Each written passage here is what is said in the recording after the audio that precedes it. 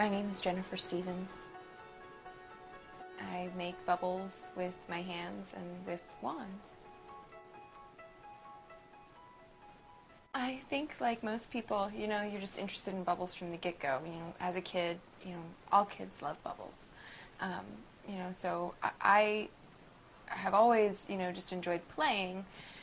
It wasn't until I started working at the Maryland Renaissance Festival in Crownsville, Maryland, maybe about 6 years ago now. Initially, I was working for a vendor who owned a number of game booths. So I was walking around one day and I came across a couple of girls that were blowing bubbles for little kids. And, I'm at a distance and they're maybe 20 feet away and I'm just awed.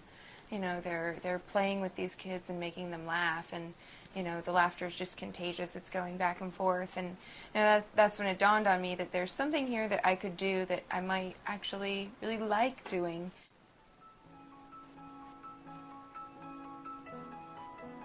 I've always been creative. I was on stage in high school and I did a number of community theater performances and things like that.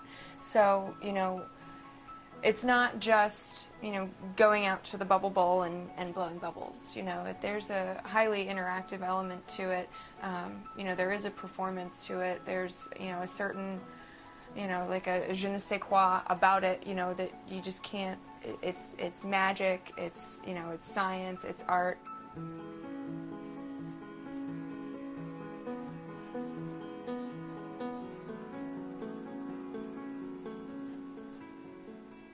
You see cartoon tidbits on like SpongeBob where he's making the bubbles that are square shaped and giraffe shaped and all these things. You'd expect a bubble to behave like a balloon. But the balloon, when you inflate a rubber balloon and then you let the air out of it, it resumes this stretched out shape of what it used to be.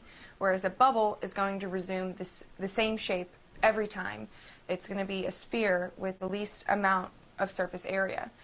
So if you have, two bubbles that are sticking together, they're not going to stick together like two circles, like this. They're going to stick together and they're going to form a flat wall in between them to minimize the surface area of the bubble. It's why you can't have, a cube bubble or, a tetrahedron bubble or anything like that, because a sphere is just the simplest thing that the soap can make. The way that bubbles form together, like if you're making big clusters, they form these tessellations, and you see tessellations a lot in nature, in snowflakes and flower petals, but especially in beehives.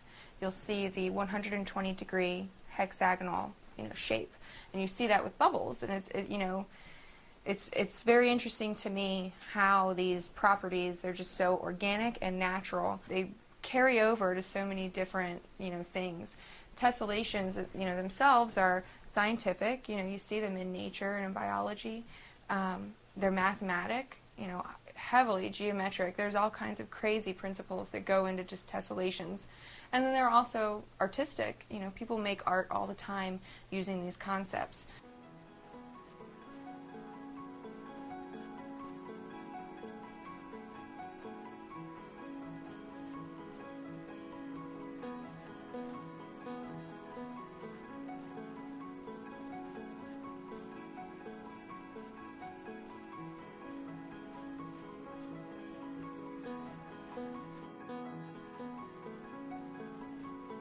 So to have all of these things tied in, science, math, and art, into bubbles, something that a preschooler can attach to, something that they can identify with. There really is so much to it.